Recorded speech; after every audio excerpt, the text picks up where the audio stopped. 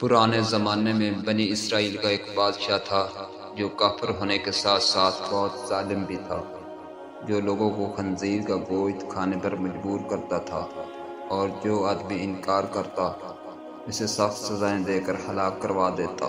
پھر اس زمانے کے سب سے بڑے عابد کو بادشاہ کے پاس لایا گیا۔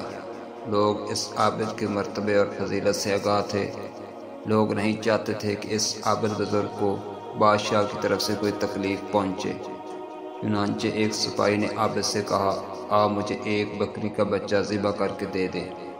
جب بادشاہ کہے گا کہ اس عابد کے سامنے خنزیر کا گوشت رکھیں تو میں وہی بکری کا گوشت آپ کے سامنے پیش کروں گا۔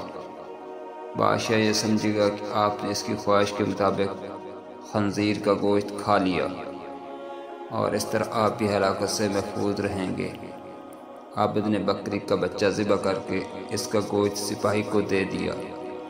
جب عابد کو بادشاہ کے سامنے لایا گیا تو بادشاہ نے حکم دیا کہ خنزیر کا گوشت لایا جائے۔ منصوبے کے مطابق تو اسی سپاہی نے بکری کا گوشت عابد کو پیش کیا۔ بادشاہ نے کہا، میرے سامنے خنزیر کا گوشت کھاؤ۔ عابد نے کہا، میں ہرگز نہ کھاؤں گا۔ یہ سن کر سپاہی نے اشارے سے بتایا کہ یہ وہی بکرے کا گوشت ہے جو آپ نے دیا تھا، آپ بلا جھجک کھا لیں۔ لیکن عابد نے بادشاہ کے سامنے وہ گوشت کھانے سے انکار کر دیا۔ ظالم بادشاہ نے سپاہیوں کو حکم دیا کہ اسے قتل کر دیں۔ جب عابد قتل کے لیے جانے لگے تو وہی سپاہی قریب آیا اور کہا، آپ نے گوشت کیوں نہ کھایا؟ باخدا یہ وہی گوشت تھا جو آپ نے دیا تھا۔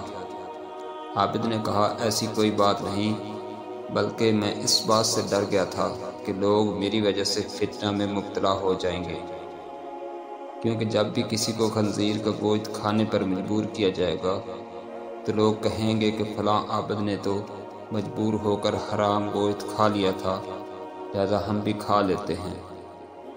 اس طرح لوگ میری وجہ سے بہت بڑے فتنے میں مبتلا ہو جائیں گے، اور میں لوگوں کے لیے فتنہ ہرگز بننا نہیں چاہتا۔ یہ کہہ کر وہ عابد خاموش ہو گیا اور جلاد نے اس کا سر تن سے جدا کر دیا۔